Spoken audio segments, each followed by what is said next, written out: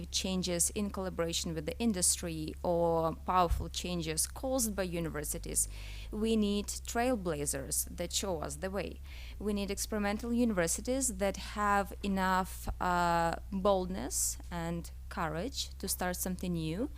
And today we have Mr. Shridit from the Global Institute of Integral Management Studies in India, who will talk a little bit about the practices they are trying out and the approaches that are working and maybe not working for them as well.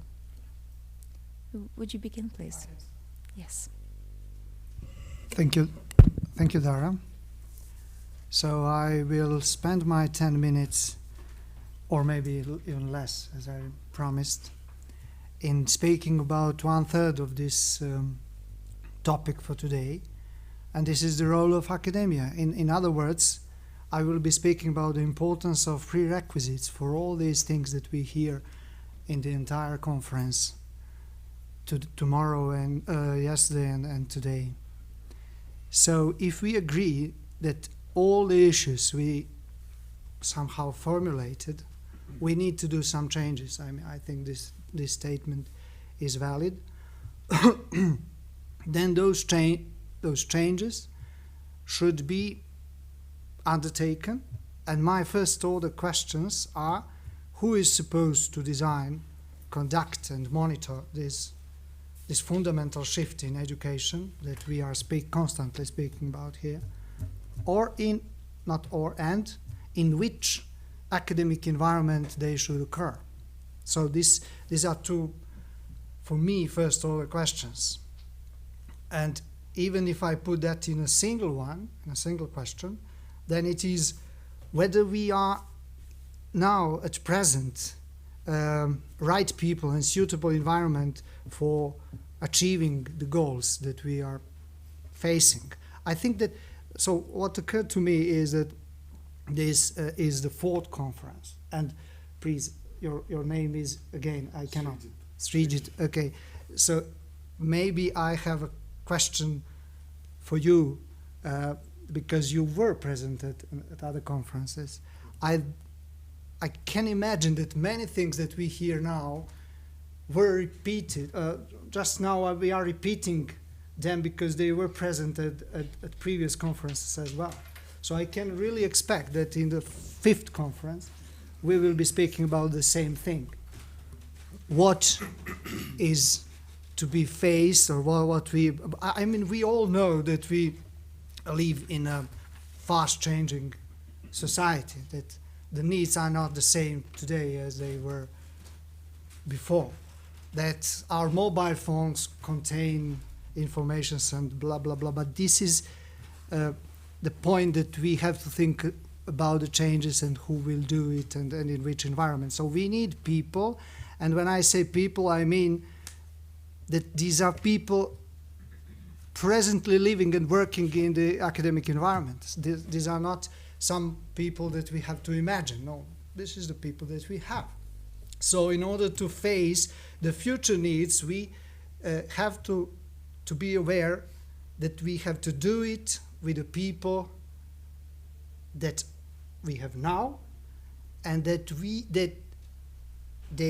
their characteristics, their nature was defined before. So they are from the past. So we selected them in the past. We control their quality in the past. We have to face the future with the people from the past. So this is my first half conclusion. We cannot face the problems if we don't have enough people which are self-confident, motivated, capable, societally responsible, and creative. So do we have, or we have probably a lack of such people.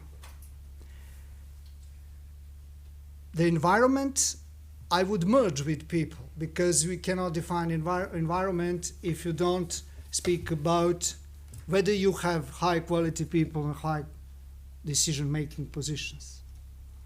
So it is not a point that we have the highest possible quality people. Nobody has that. And of course, when I address the environment and the people, all the systems can be seen individually. I don't speak about the world situation, but you can integrate that. Anyway, even if you speak individually, then you have to think whether you have that good distribution of people in terms of decision-making situation. Then the environment, outside of the quality of the people, you can think it is designed, of course, according to the procedure, administration, everything else. Is it transparent? Is it common interest driven? Or it is something else? Can we successfully respond to the future needs if we don't first solve the past damages? I think that it is not possible. And of course, I am referring here to the countries or the systems that are much closer to Serbia than to Germany or Switzerland. But never mind, you can just take a look on some documents and see what is the situation European-wide in the Bologna frame, which covers some 37 or more millions of students. And just a quick look, and you can see that more than 50% of Bologna